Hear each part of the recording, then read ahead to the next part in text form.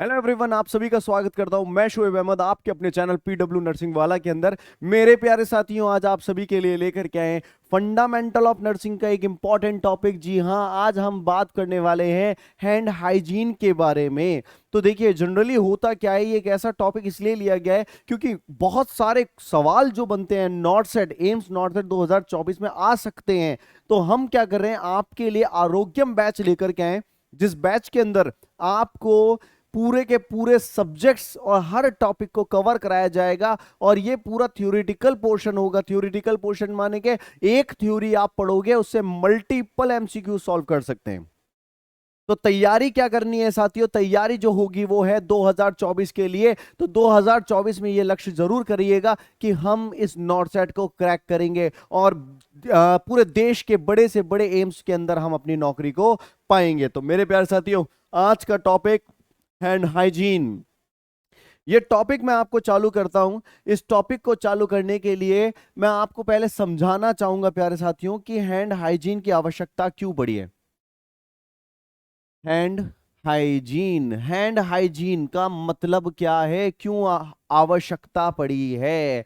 तो देखिए, जनरली होता क्या है कि हम जब एक पेशेंट का काम कर रहे होते हैं, मैं आपको जनरली आपको एक सीन समझाता हूं कि अगर आप किसी पेशेंट का काम कर रहे हैं और उस पेशेंट को हो गई वॉमिटिंग या उस पेशेंट को कोई इन्फेक्शन है, मैं गया और मैंने जाते ही उस पेशेंट के अंदर कैनुला कैनुला लगाया। कैनुला लगाने के बाद उसका थोड़ा सा ब्लड मेरे हाथ पे लग गया और दूसरा पेशेंट बोला कि सर मेरी एनजी ट्यूब के अंदर कोई खाना डाल दीजिए। अब हम गंदे हाथ लेकर के, और मान लीजिए वो ब्लड वाला एचआईवी वाला हाथ लेकर के हम जाएंगे और जाकर के उसके एनजी ट्यूब में खाना डालेंगे, तो क्या बीमारी एक इंसान से दूसरे इंसान में फैलेगी या नहीं फैलेगी? बिल्कुल फैलेगी। ऐसी बीमारी जो एक पेशेंट से दूसरे को, दूसरे से तीसरे को, ये सब फैलती है ना, ये नोजोकोमियल बीमारी होती है। नोजोकोमियल इन्फेक्शन होता है। इन्फेक्शन का मतलब ही क्या है कि एक माइक्रो ऑर्गेनिज्म घूमता फिरता आया, किसी इन्फेक्शन माने कि किसी इंसान के अंदर चल गया, उसको बीमार कर दिया। हम आए, हम एक तरह का ट्रांसपोर्टेशन व्हीकल है, हम आए, उसको छुआ और छूने के बाद दूसरे को चले गए, दूसरे से तीसरे पे चले गए, तीसरे से चौथे पे चले गए। तो साइंटिस्ट ने एक बहुत अच्छा प्यारा सा एक तरीका निकाला जिसको कहते हैं हैंड हाइजीन, या फिर हम कह सकते हैं हैंड वॉशिंग। क्या कहते हैं प्यारे साथियों? हैंड वॉशिंग कहेंगे। तो हैंड वॉशिंग के अंदर क्या होता है कि हम हैंड वॉशिंग के अंदर ऐसे पॉइंट्स में आपको बताऊंगा जो डायरेक्ट नॉट सेट के अंदर आपसे सवाल पूछेंगे। कितने प्रकार की हैंड वॉशिंग होती है, कहाँ एल्बो से लेकर के रिस्ट तक पानी जो फ्लो होता है कौन सी हैंड वॉशिंग में होता है, कितने स्टेप होते हैं, कितना ड्यूरेशन होता है, कितने मोमेंट्स होते हैं, किस स्टेप में कौन सा पाम यूज में लेंगे। तो यहाँ वेरियस चीजें आपसे मैं डील करने वाला हूं। तो सबसे पहली बात ये करिएगा कि हैंड वॉशिंग का मतलब क्या होता है। हैंड हाइजीन का मतलब होता है यदि आपके हाथ साफ रहेंगे तो आप इंटरमीडिएट नहीं बनेंगे बीच में कि एक बैक्टीरिया को इधर से उठाकर उधर ले जाना। जिसका बैक्टीरिया जिसके पास उसी के पास रहने दीजिए, दूसरे के पास उसका पड़ा है तो हम एक दूसरे का एक्सचेंज नहीं करवाएंगे मेरे प्यारे साथियों। आज का टॉपिक हैंड वॉशिंग। तो हैंड वॉशिंग क्या होती है? It is a process, it is a process in which a person in which a person uses antimicrobial antimicrobial soap and water to clear the hand. Antimicrobial soap and water to clear the hand, कि हम पानी को गीला, ऐसे नहीं होती hand washing के हम गए नल के अंदर हाथ धो लिया, हाथ को गीला कर लिया और उसी को हम बोलेंगे धो लिया। तो नहीं प्यारे साथियों, एंटी माइक्रोबियल सोप का इस्तेमाल करके पानी से हाथों को धोना। यहां एक नॉट सेट के अंदर एक सवाल पूछा गया था कि वो सवाल ये था कि बेसिक प्रिंसिपल बताइएगा। क्वेश्चन क्या आया था? वो था basic principle of hand washing. Answer दीजिएगा आप भी कि बेसिक प्रिंसिपल क्या है हैंड वॉशिंग का, कि वहां ऑप्शन कैसे दिए थे basic principle of hand washing में, सोप का होना, वाटर का होना, फ्रिक्शन का होना, या ऑल। अब देखिए यहां पर क्या बोला गया, सोप, पानी, फ्रिक्शन या ऑल। ठीक है, यहां समझिएगा बात को कि बेसिक प्रिंसिपल की बात करी जाती है, कि जब बेसिक प्रिंसिपल बोलते हैं कि कौन सा बेसिक प्रिंसिपल है, तो प्यारे साथियों आपको बोलना है फ्रिक्शन। और जब सारे दे दिए, पानी भी दे दिया, साबुन और फ्रिक्शन, तीनों चीजें मिलती है तभी हाथ साफ हो सकते हैं। तो हम जो हैंड वॉशिंग करते हैं उसका बेसिक प्रिंसिपल होता है फ्रिक्शन। फ्रिक्शन का मतलब समझो, मेरी क्लासेस में ये चाहता हूं बेसिक से लेकर के चल रहे हैं आपको, और आप उस बेसिक को पकड़ें। आगे जाते जाते जैसे जैसे टॉपिक आगे जाते जाएंगे, कॉम्प्लिकेटेड होते जाएंगे, तो बेसिक पढ़ते जाइए, पुराने भी याद करते जाइए। फ्रिक्शन, फ्रिक्शन का मतलब समझो क्या होता है। मैं गया, मैंने पानी के अंदर हाथ दिया और मैंने हाथ निकाल लिया और मैंने उसको सुखा लिया, तो क्या मेरा हाथ धुल चुके? नहीं धुल चुके। मैंने पानी में हाथ गीले किए, दोनों यूं करे, साबुन ले लिया हाथ में, फिर पानी में दे दिए हाथ, तो क्या हाथ धुल जाएंगे? नहीं धुलेंगे। हमें हाथ धोना है तो पानी के अंदर हाथ को गीला करिए, साबुन लीजिए और रगड़ना। ये जो रगड़ना होता है, ये जो रगड़ना है, इसी को फ्रिक्शन कहते हैं प्यारे साथियों। क्या कहते हैं? फ्रिक्शन। हैंड वॉशिंग का मेन प्रिंसिपल फ्रिक्शन है। अगर आप फ्रिक्शन नहीं करेंगे, हैंड वॉश नहीं होंगे, और जितना अच्छा फ्रिक्शन करेंगे उतना अच्छा हैंड वॉशिंग होगी। तो यहां प्रिंसिपल क्या है? हैंड वॉशिंग प्रिंसिपल है। प्यारे साथियों यहां समझना, आपको मैं समझाता हूं कि जो हैंड वॉशिंग होती है ना, वो हैंड वॉशिंग क्या चीज है भाई। हैंड वॉशिंग जो होगी वो आपकी कुछ टाइप की होती है, जिसको हम कहेंगे टाइप्स ऑफ हैंड वॉशिंग। ये जो टाइप्स ऑफ हैंड वॉशिंग, इससे सवाल आते हैं, और आपको याद रखना है टाइप्स ऑफ हैंड वॉशिंग जो हॉस्पिटल में काम में ली जाती है, कि जनरली हॉस्पिटल जो होता है उसके अंदर कौन कौन सी हैंड वॉशिंग काम में ली जाती है।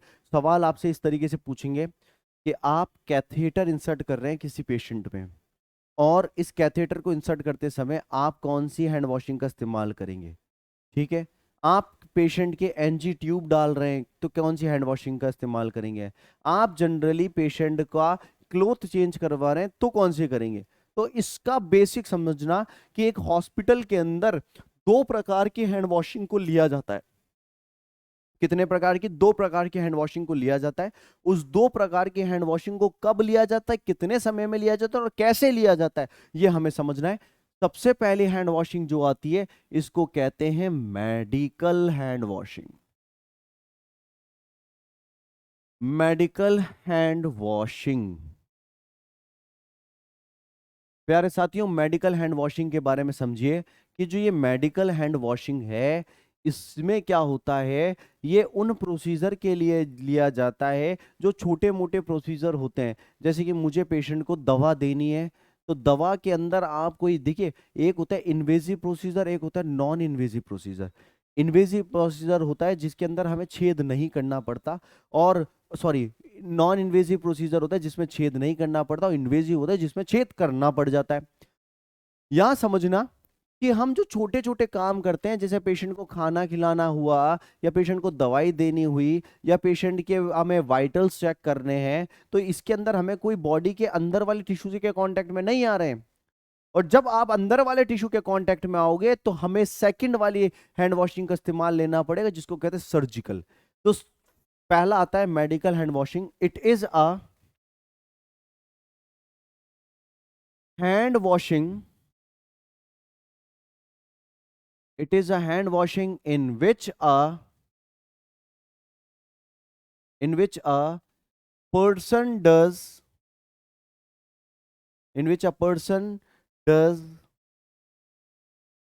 does for non-invasive non-invasive work.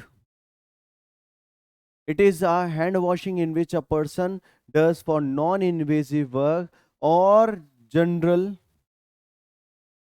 patient care, और जनरल पेशेंट केयर। कि हम जो काम कर रहे हैं वो जनरल पेशेंट केयर के लिए काम करें, तो उसको कहते हैं मेडिकल हैंड वॉशिंग कहते हैं। क्या कहते हैं? मेडिकल हैंड वॉशिंग कहते हैं। तो प्यारे साथियों, एक चीज याद रखना, मेडिकल हैंड वॉशिंग जो होती है उसका एक समय होता है, इतने समय तक आपको करना है। तो ये सवाल आपसे पूछ लेंगे कितना समय होता है, तो वो समय जो होता है वो 40 से 60 सेकंड का होता है। The medical hand washing, the medical hand washing, the medical hand washing is done for, is done for 40 to 60 seconds. ये याद रखिएगा, कितने? 40 से 60 second, according to WHO, world health organisation के हिसाब से एक इंसान को कितना टाइम हाथ को रगड़ना पड़ेगा अगर वो छोटे छोटा काम भी कर रहा है। तो क्या कर रहा है भाई? छोटा छोटा काम भी कर रहा है, तो उसको कितना टाइम रगड़ना पड़ेगा? 40 से 60 सेकेंड तक रगड़ना पड़ेगा। ऐसा नहीं होना चाहिए कि मैंने हाथ धोना है, मैंने पानी में गया फटाफट फट ऐसे हाथ धोए और निकाल ले। नहीं, पूरे के पूरा 1 मिनट आपको हाथ को अच्छे से धोना है। मैं स्टेप अभी बताऊंगा कैसे धोना है। दोनों जो मेडिकल और सर्जिकल है, दोनों में सेम स्टेप आता है, टाइमिंग का अंतर होता है। तो यहां समझना कितना, 40 से 60 सेकंड। ठीक है, 40 से 60 सेकंड हमें हाथ धोना है। अगर आपसे मिनिमम पूछे तो मिनिमम बोलिएगा 40, आपको बोले तो मैक्सिमम तो कितना ही अच्छा, जितना अच्छा हाथ धोते जाओगे वो बढ़िया है, पर मिनिमम पूछते हैं आपका 40। पहले कई जगह एम्स में, नॉर्थ साइड में, कई एग्जाम्स के अंदर पूछा जाता था कितना होता है, तो ऑप्शन देते थे 20, बट गाइडलाइंस चेंज हो गई है, अब 40 है। कितना है? 40, मिनिमम 40 सेकंड तो आपको करना ही करना है। तो यहां आपको देखिए हैंड वॉशिंग जो होती है वो कैसी होती है। अब एक कॉन्सेप्ट मैं आपको एक चीज सिखाता हूं। जब भी किसी चीज को साफ करना होता है, तो आप किसी चीज को साफ करेंगे तो उसका एक लॉजिक होता है। देखिएगा, मैं आपको एक लॉजिक आपको समझाता हूं। एक कमरे के अंदर कचरा पड़ा हुआ है, रैपर्स और ये टॉफी और ये सब पड़ी हुई है कमरे के अंदर। तो आप उस कमरे के अंदर सफाई क्या करेंगे? जहां पर ज्यादा कचरा है उस कचरे को पूरे कमरे में फैला देंगे, या जहां पर ज्यादा कचरा है उसकी तरफ सारा कचरा समेटते समेटते समेटते हर जगह से ला करके वहां ले आएंगे? जनरली हम क्या करेंगे, जहां कम कचरा था वो कचरे को भी खिसका करके लाएंगे और ज्यादा कचरे की तरफ ले आएंगे। ये कॉन्सेप्ट समझिएगा, ये कॉन्सेप्ट पूरे फंडामेंटल ऑफ नर्सिंग में काम में आना है कि क्या होता है। क्लीनिंग जो होती है, क्लीनिंग का कॉन्सेप्ट क्या है? क्लीनिंग का कॉन्सेप्ट यह आता है कि आप हमेशा less contaminated, less contaminated to more contaminated की तरफ जाते हैं। Less contaminated to more contaminated, समझो प्यारे साथियों। इसको हम less contaminated to more contaminated, अपना दिमाग लगाइए। हमने क्या बोला कि कचरा जहां ज्यादा पड़ा हुआ है उसको पूरे कमरे में नहीं फैलाएंगे। हम जो पूरे कमरे में थोड़ा थोड़ा कचरा पड़ा हुआ है उसको समेटते हुए ज्यादा कचरे की तरफ ले आएंगे। तो लेस कंटेमिनेटेड जगह से सफाई करते करते मोर कंटेमिनेटेड की तरफ लाना है। इसी चीज को हम दूसरे शब्द में भी ये कह सकते हैं कि हम जो क्लीनिंग करते हैं, क्लीनिंग करते हैं, क्लीनिंग का कॉन्सेप्ट वो ये भी कह सकते हैं कि मोर क्लीन से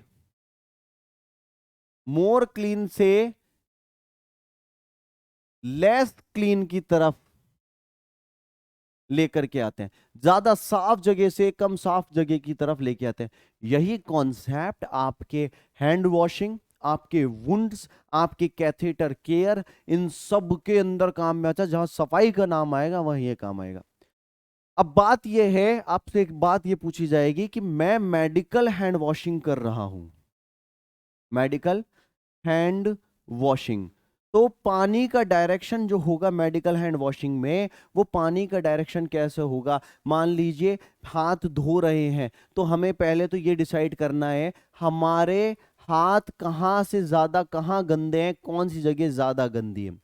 तो जनरली आप मेडिकल हैंड वॉशिंग करते हैं तो हाथों का डायरेक्शन नीचे की तरफ होता है कि पानी जो होगा वो एल्बो से बहता हुआ वो नीचे रिस्ट की तरफ आ जाएगा। किसकी तरफ? एल्बो से रिस्ट की तरफ आ जाएगा। तो मेडिकल हैंड वॉशिंग के अंदर हम क्या करते हैं, हम पानी को बेवाते हैं, निकालते हैं, वो एल्बो से रिस्ट की तरफ। क्योंकि हम क्या मानते हैं, हम कंसीडर करते हैं एल्बो को सबसे ज्यादा गंदा। Consider elbow to be less, sorry, elbow को हम क्या कंसीडर करते हैं, elbow, consider elbow to be less contaminated,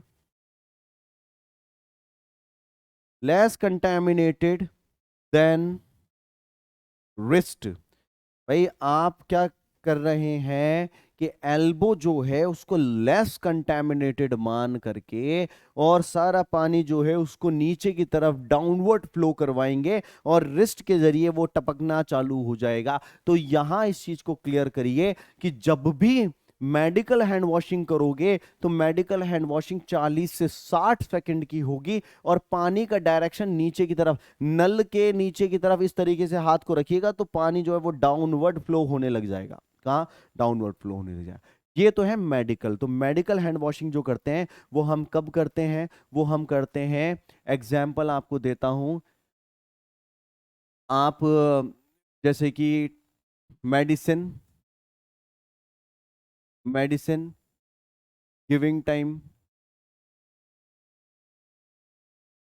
comma, food, या फिर एनजी फीडिंग के टाइम, वाइटल्स के टाइम, वाइटल साइन के टाइम। तो इन जो छोटे छोटे टाइम होते हैं, जो छोटे छोटे काम होते हैं ना, जो जनरल काम होते हैं, उसमें तो आपको सिर्फ मेडिकल करना है। बट याद रखिएगा अगर मान लीजिए हमें वाइटल लेने और हम पूरा स्क्रबिंग करने, हाथ धोने बैठ गए तो आपका काम नहीं बनेगा इतने देर में, तो पेशेंट भाग जाएगा। तो यहाँ जनरली आपको क्या करना है, हम जो है पेशेंट को जो छोटे छोटे प्रोसीजर होते हैं उसमें मेडिकल हैंड वॉशिंग कराते हैं। अब आता है मेन बात। आइए मेन बात की तरफ। दूसरी हॉस्पिटल में जो मोस्ट कॉमन प्रैक्टिस होती है वो होती है सर्जिकल। क्या भाई? Surgical hand washing. Surgical hand washing का मतलब क्या होता है?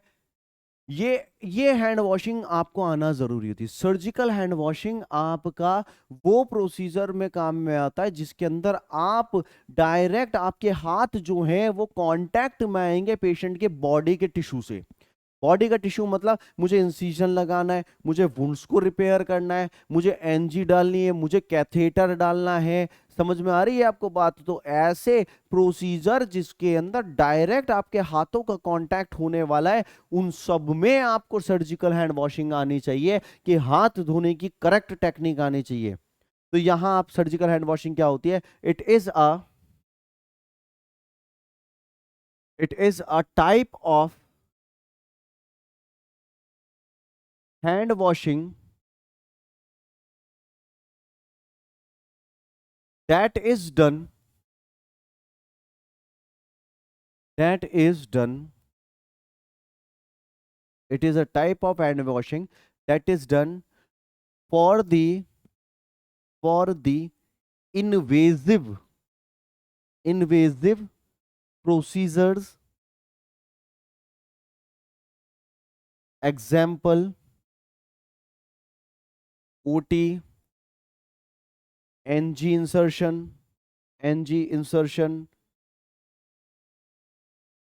catheter, suturing। इन सारी चीजों में एक्सेट्रा, इन सारी चीजों में हमें क्या करना है?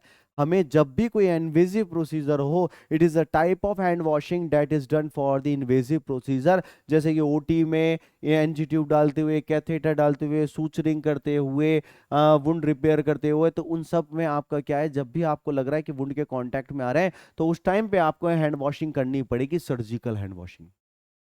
प्यारे साथियों, सर्जिकल जो हैंड वॉशिंग होती है इसका एक टाइम होता है। वो टाइम आप याद रखिएगा, जो सर्जिकल हैंड वॉशिंग का टाइम होता है, the time of surgical hand washing is, ये टाइम याद रखिएगा, the time of surgical hand washing is 3 to 5 minutes। 3 से 5 मिनट का टाइम होता है हाथ धोने का। मान लीजिए मैं ओटी में जा रहा हूं या फिर मैंने सूचरिंग करनी है और मैं फटाफट गया नल में ऐसे हाथ धोए, तो आपके हाथ में बैक्टीरिया रिमेनिंग रहेंगे। आप चाहे एंटी माइक्रोबियल सोप लगा लीजिए, जब तक 3 मिनट तक फ्रिक्शन नहीं होगा आप उस चीज को नहीं निपटा सकते। तो जनरली होता क्या है, एक टाइम बांधा गया कि आप मेडिकल करोगे तो 40 से 60 सेकंड में हो जाना चाहिए, इसमें कंप्लीट एक एक लेवल तक मर जाएंगे माइक्रो ऑर्गेनिज्म। बट जब सर्जिकल हैंड वॉशिंग की हो 3 से 5 मिनट, तो मिनिमम टाइम आपसे पूछा जाए तो 3 मिनट है, मैक्सिमम आपका 5 और 5 से ज्यादा भी हो सकता है। बट यहां एक सवाल ये पूछा जाएगा कि ऑपरेशन थिएटर के अंदर आप जा रहे हो तो हाथ को क्या 5 मिनट में आपको धो करके हट जाना है, या इससे ज्यादा या इससे कम टाइम लगेगा। हमेशा याद रखिएगा, ऑपरेशन थिएटर में जाते हैं, हैंड वॉशिंग करते हैं तो उसको कहते हैं स्क्रबिंग। स्क्रबिंग का मतलब होता है एक एक चीज को हम रगड़ रगड़ के धोते हैं। इस काम के अंदर आपको लगेंगे 10 मिनट, पूरे 10 मिनट। तो scrubbing the scrubbing for OT is done for is done for the scrubbing for OT is done for 10 minutes. 10 minute तक स्क्रबिंग करनी चाहिए। क्या भाई 10 मिनट तक हमें स्क्रबिंग करनी चाहिए? तो होता क्या है, स्क्रबिंग के लिए बीटाडीन होती है, बीटाडीन से भी स्क्रबिंग हो जाती है आपकी। ठीक है, तो इनसे आपको क्या करना है, स्क्रबिंग करनी है। बात ये आती है कि हम मेडिकल हैंड वॉशिंग जब कर रहे थे तो हमने तो ऐसे करके हाथ धोए थे, पूरा यहां से यहां तक हाथ धोए थे। सर्जिकल के अंदर कैसा होगा, कौन सा सबसे ज्यादा कंटेमिनेटेड है या कम कंटेमिनेटेड है, वो कैसे पता लगेगा? तो आप यहां याद रखिए, the flow of water the flow of water in surgical hand washing is from is from is from हमेशा याद रखना, सर्जिकल के अंदर हम हाथों को यूं यहां से यहां धोते हैं। कैसे धोते हैं? यहां से यहां धोते हैं। तो हम क्या करते हैं, सर्जिकल के अंदर जनरली मानते हैं कि जो आपकी रिस्ट होती है, क्योंकि ऑपरेशन में खून वून का लगने का ज्यादा वो चांसेस रहता है, तो जनरली क्या करते हैं, इस तरीके से पानी को भिगवाते हैं कि पानी जो होगा वो कहां से कहां फ्लो होगा, वो लेस कंटेमिनेटेड एरिया। रिस्ट को ये मानते हैं, कलाई को जो मानते हैं वो लेस कंटेमिनेटेड मानते हैं, एल्बो को मोर कंटेमिनेटेड मानते हैं। तो पानी यहां से फ्लो होता होता नीचे की तरफ टपकना चाहिए आपका। तो यहां पर होता है from wrist to elbow, wrist to elbow, because wrist is considered as less contaminated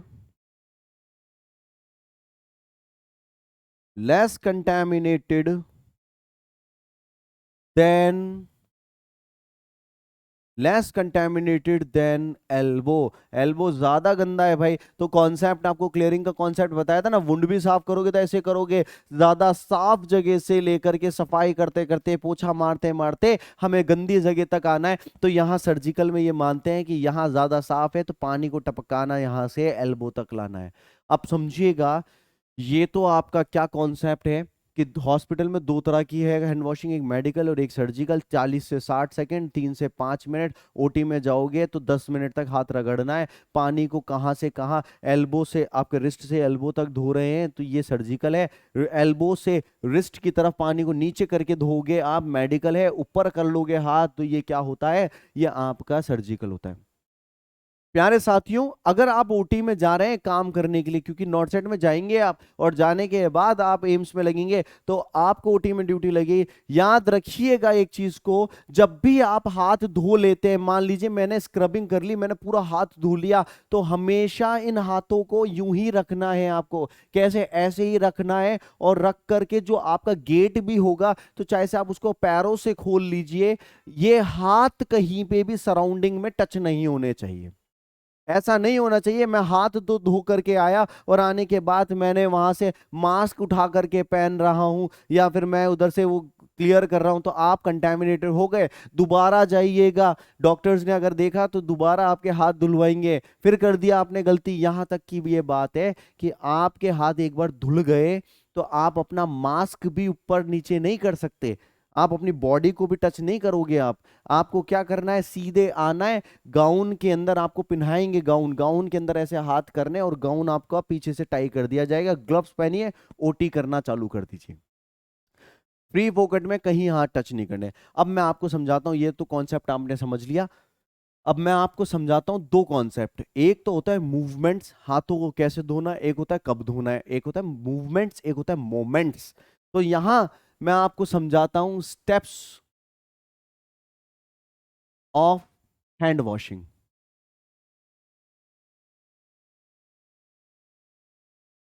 steps of hand washing, इसको हम कह सकते हैं मूवमेंट्स भी कह सकते हैं। ठीक है? क्या क्या मूवमेंट्स होंगे हैंड वॉशिंग, हाथ धोने के क्या क्या मूवमेंट होंगे? सबसे पहले हाथ धोना है तो हाथों को पहचानिए, आपके हाथ क्या है। ये है आपके हाथ। ठीक है? याद रखिएगा, ये जो पार्ट है पीछे वाला पार्ट, ठीक है, ये पार्ट देख रहे हैं पीछे वाला, ये पूरा का पूरा पार्ट जो है, इस पार्ट को कहते हैं आप डॉर्सम। क्या कहते हैं भाई? डॉर्सम। और ये पार्ट जो होता है आपका, ये इसको कहते हैं पाम। क्या कहते हैं? पाम कहते हैं। तो इसको पीछे वाले पार्ट को तो पाम कहेंगे, ये वाले पार्ट को तो आप पाम कहेंगे। पाम से ही तो पकड़ते हैं, ऐसे पकड़ लेते हैं, ये पेन पकड़ लिया पाम से। और जो पीछे वाला पार्ट ये होता है, इसको डॉर्सम कहा जाता है। क्या कहा जाता है? डॉर्सम कहा जाता है। तो पाम और डॉर्सम, अब इनकी कहानी को समझना, पाम और डॉर्सम की कहानी, कि कैसे आप अपना हाथ साफ करोगे। सबसे पहला स्टेप जो होता है वो होता है पाम टू पाम। क्या भैया? Palm to palm, palm to palm. ठीक है? पाम टू पाम का स्टेप याद रखना बहुत जरूरी है। अगर आप इंटरव्यू में जाओगे, कहीं पे भी जाओगे, आपको पूछा जाएगा, तो पाम टू पाम सबसे पहला स्टेप क्या होता है कि हमें हमारे दोनों हाथों के पाम को लेना है और उसको ऐसे लेकर के ऐसे ऐसे रगड़ना है। ये ऐसे ऐसे रगड़ रहे हो, ये याद रखिएगा। इस तरीके से आप जब रगड़ोगे, इसको कहते हैं पाम टू पाम। पहला स्टेप है दोनों पाम्स को, एक हाथ का ये पाम, दूसरे हाथ का ये पाम, इन दोनों को हमें रगड़ना है, ऐसे करके रगड़ना है। तो ये क्या होता है? The first step is, the first step is rubbing both. हाथ गीले करने के बाद, साबुन लगाने के बाद ये स्टेप होएगा। The first step is rubbing both palms, both palms of hand till it's cleaning, till it's cleaning. एक पर्टिकुलर टाइम नहीं है कि इतने टाइम पाम वाला स्टेप करना है, हमें ये करना है कि हम अच्छे से रगड़े जिससे कि हमारे हाथ बिल्कुल साफ लगने लगे हमें। तो पहला स्टेप होता है पाम टू पाम, ये याद करते जाइए। दूसरा स्टेप होता है साथियों, जिसको हम कहते हैं second step, palm to dorsum. Dorsum surface देखी थी आपने? ये पाम है, तो आपके पीछे वाली ये सरफेस होती है डॉर्सम सरफेस। क्या होती है? डॉर्सम सरफेस होती है। Palm surface, dorsum surface. तो जनरली अब हमें करना क्या है, जब हम सफाई कर रहे होते हैं, जब हमें सफाई करनी होती है तो हम क्या करते हैं, ये पाम लिया या फिर ये वाला पाम, वाइस वर्सा करेंगे हम, ये पाम सरफेस को लिया और डॉर्सम के ऊपर ऐसे रखना है और इस तरीके से रगड़ना होता है, इस तरीके से रगड़ेंगे। फिर वाइस वर्सा में क्या करते हैं, ये वाला पाम लेके दूसरे हाथ के डॉर्सम पे रख के इसको रगड़ेंगे, इस तरीके से रगड़ेंगे। तो पहला स्टेप था पाम टू पाम, दूसरा स्टेप था पाम टू डॉर्सम, और वाइस वर्सा दूसरा हाथ भी तो साफ करना है ना, ये भी तो साफ करना है। तो पाम टू पाम में क्या किया, palm to palm, palm to dorsum, vice versa. तो यहां आप याद रखिएगा, take one hand, take palm of one hand and rub the dorsum of another hand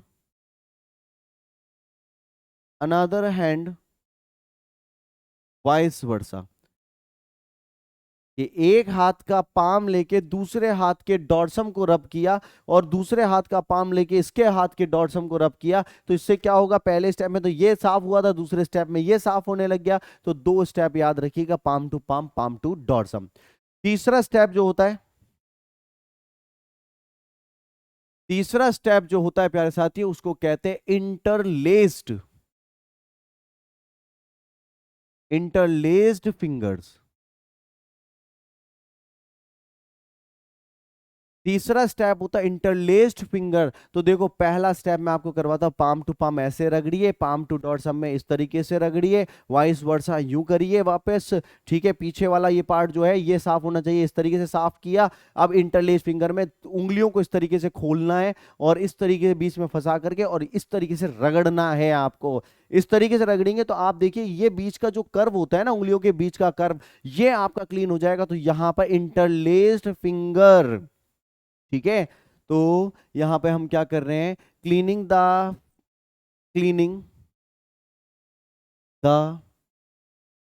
gap between, cleaning the gap between the fingers, fingers of both hand. तो ये जो उंगलियों के बीच का गैप है उसको कैसे क्लीन करोगे, इंटरलेस फिंगर के द्वारा, इस तरीके से बीच में फंसा करके इस तरीके से ये करना है हमें। तो तीन स्टेप हो गए अपने। चौथे स्टेप की तरफ चले। चौथा स्टेप आता है इंटरलॉक फिंगर। पहले इंटरलेस था, अब आता है इंटरलॉक फिंगर्स। तो प्यारे साथियों यहां समझिएगा, पहला palm to palm, palm to dorsum, interlace finger. Interlock finger का मतलब क्या होता है कि एक हाथ को दूसरे हाथ के इस तरीके से फंसाना है, हमें इस तरीके से फंसाना है और फिर हमें साफ करना है, हाथों को इस तरीके से रगड़ना है। तो इस तरीके से जब करोगे तो यहां का ये जो पार्ट होता है इस पे फ्रिक्शन पड़ेगा। तो हम क्या कर रहे हैं, इस तरीके से रगड़ रहे हैं। तो देखिए दोनों तरफ के हाथ को करोगे तो इससे इस हाथ के पॉइंट से तो ये रगड़ जाएगा और ये वाला दोनों दोनों साफ हो जाएंगे। तो मकसद क्या होता है, इसको साफ करना। इसको कहते हैं आपका इंटरलॉक फिंगर कहते हैं। तो it is a fourth step,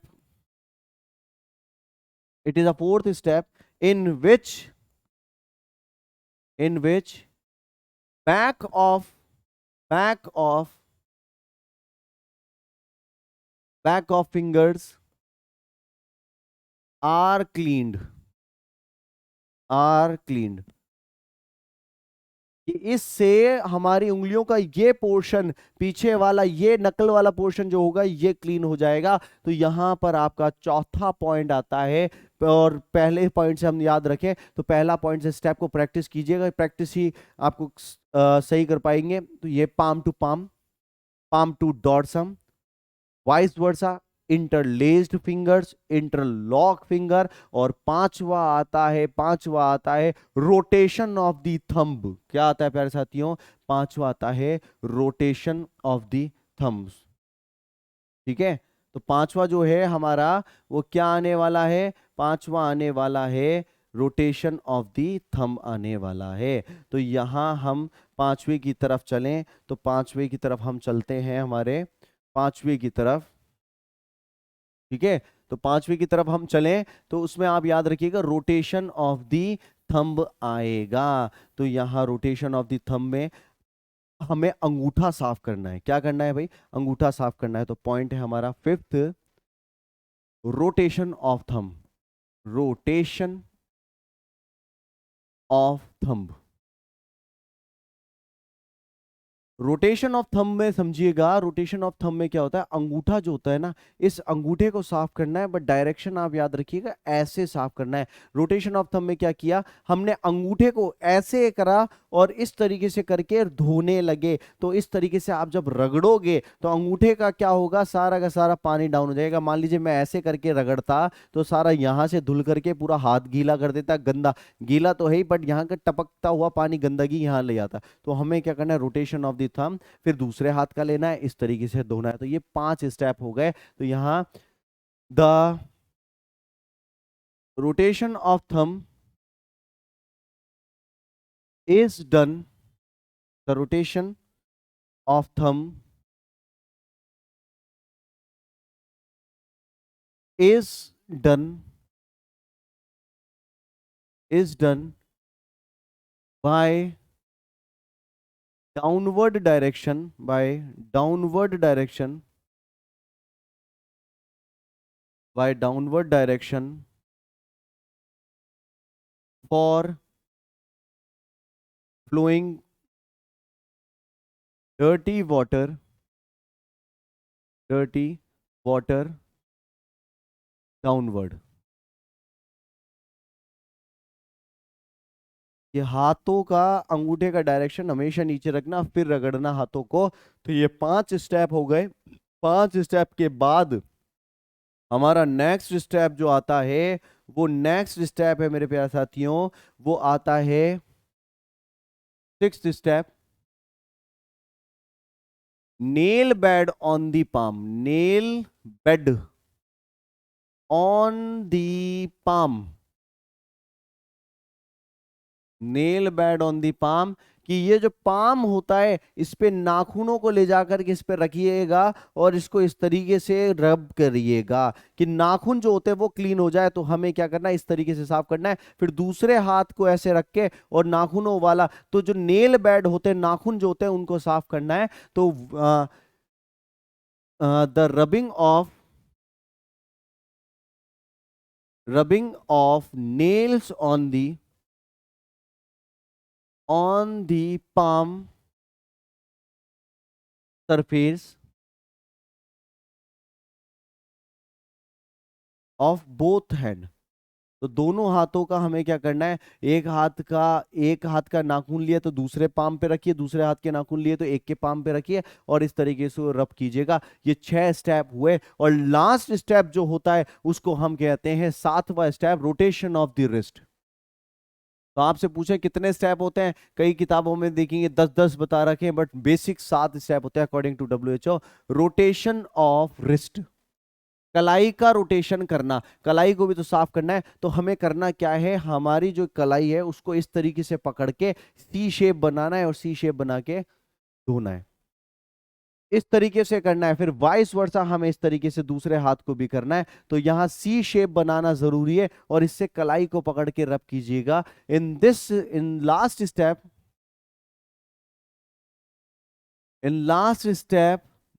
the C shape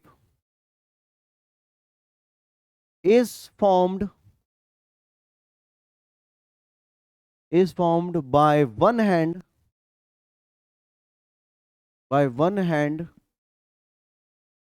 such that wrist is cleared, wrist is cleared।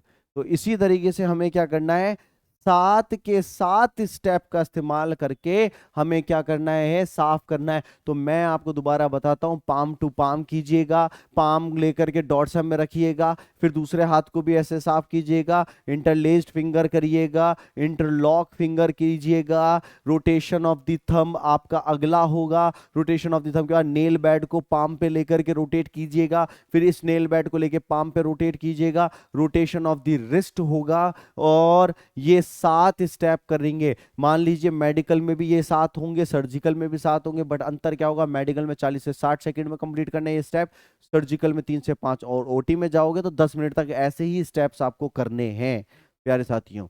अब बात आती है, ये तो थे मूवमेंट्स कि कब का ये थे मूवमेंट्स आपके कि कैसे कैसे करने हैं। बात है कब कब करने हैं। तो देखिएगा मैं आपको 5 मोमेंट्स बताने, 5 टाइम पर तो आपको करना ही करना है।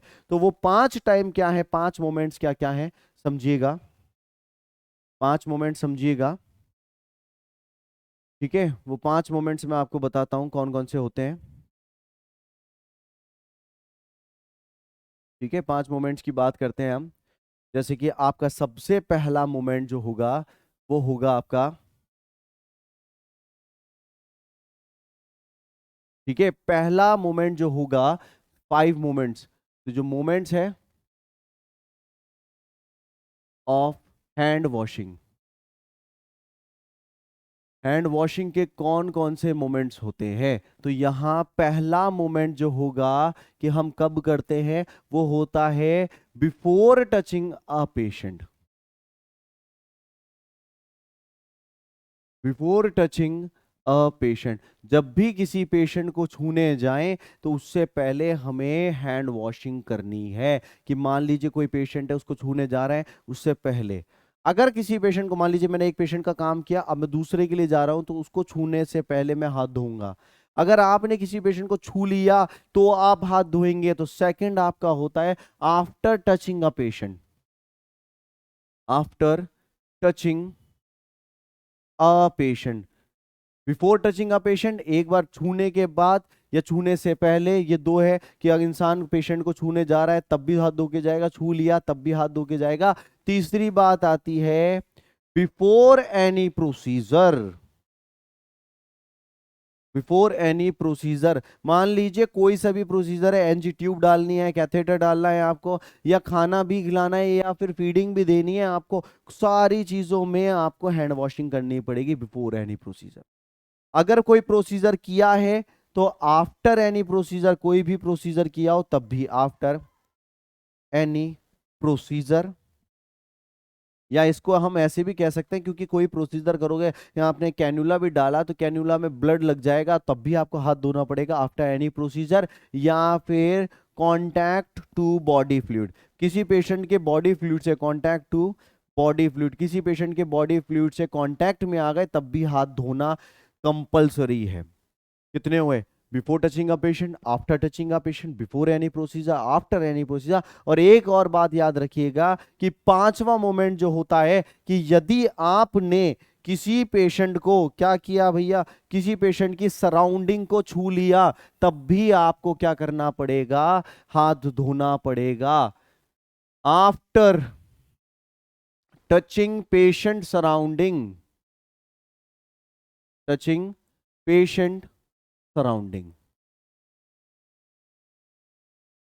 पेशेंट की सराउंडिंग को छुआ है, मान लीजिए उसके बेड को छू लिया या फिर उसके लॉकर को छू लिया, तब भी आपको हाथ धोना कंपलसरी है। 5 टाइम में, पेशेंट को छूने से पहले, छूने के बाद, उसकी सराउंडिंग को छू लिया तब, या कोई प्रोसीजर आप कर रहे हैं या करने के बाद, ये 5 टाइम ऐसे हैं जब हैंड वॉशिंग बहुत जरूरी होती है। क्या होता है प्यारे साथियों, हैंड वॉशिंग बहुत जरूरी होती है। मान लीजिए आप हैंड वॉशिंग नहीं कर पा रहे हैं तो एक और सॉल्यूशन निकाला गया है जिसको कहते हैं हैंड रब। हैंड रब क्या भैया, हैंड रब। तो हैंड रब क्या होता है, एक तरह का केमिकल बनाया गया जिसके अंदर अल्कोहल को यूज किया जाता है। किसको यूज किया जाता है, अल्कोहल को। जैसे कि उस अल्कोहल को कहते हैं आइसोप्रोपानॉल,